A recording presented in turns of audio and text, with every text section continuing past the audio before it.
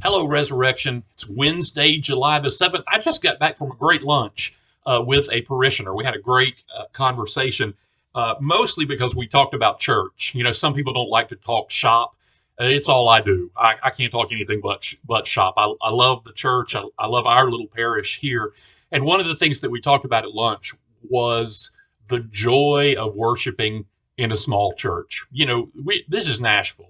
Uh, St. George is the eighth largest Episcopal church in the country, and even St. George's in Nashville is just kind of another church on another corner. There are big churches right here in where we are in the heart of Middle Tennessee, but we don't go to one of those. We go to a small church. Now there are challenges at a small church. You all know that there are. We never can get done everything we want to get done. We are smack in what they call the transitional size. One of the size models of parish life, and one of the hallmarks of being in that transitional size is you need more than you have resources for. You don't have the money to pull off everything you need and want to pull off. You don't have enough Sunday school teachers to teach all the classes that need to be taught. You don't have, you just don't always have the things that you need to pull it off. And, here at Resurrection, we are not a slick operation like you can find in the big churches. And that can be a challenge sometimes. But boy, the rewards for being in a small church, they more than make up for the challenges in a small church.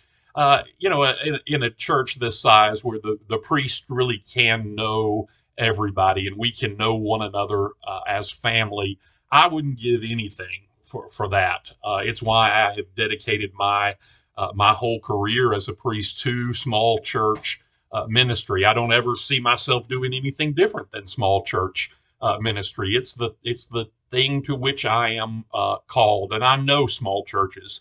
I know them like the back of my hand. I know what they want, and I know what they don't want, and I know how they tick. I know what makes them tick.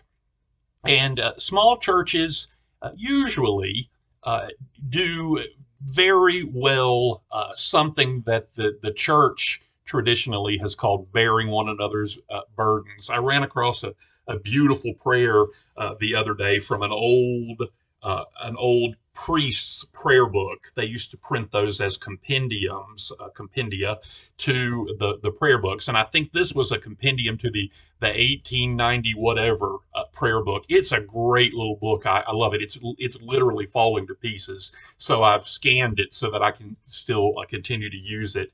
But one of the prayers that I love from that little priest's handbook is a prayer for harmony among fellow workers.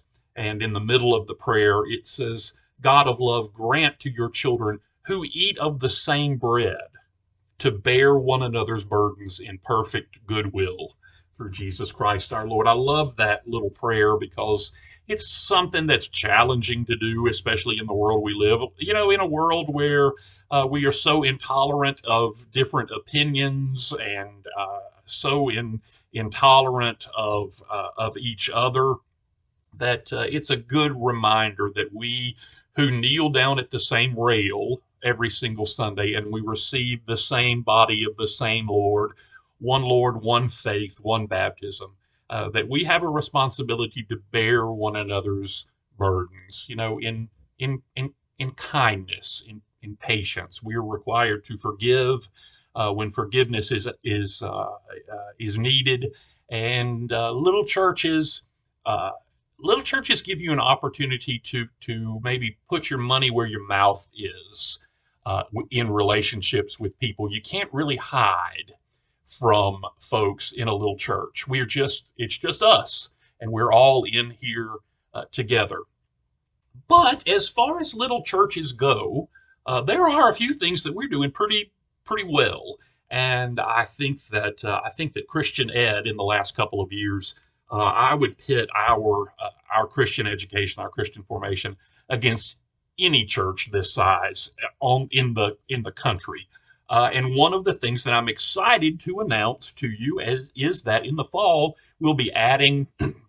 uh, we'll be adding something new. We will be adding a children's choir. Every time we start praying for something at Resurrection, it just falls into our laps, right? God is so eager to pour out His blessings on us, and we have to remember to thank Him from whom all blessings flow. But He has sent us a lady named Karen Nicolosi.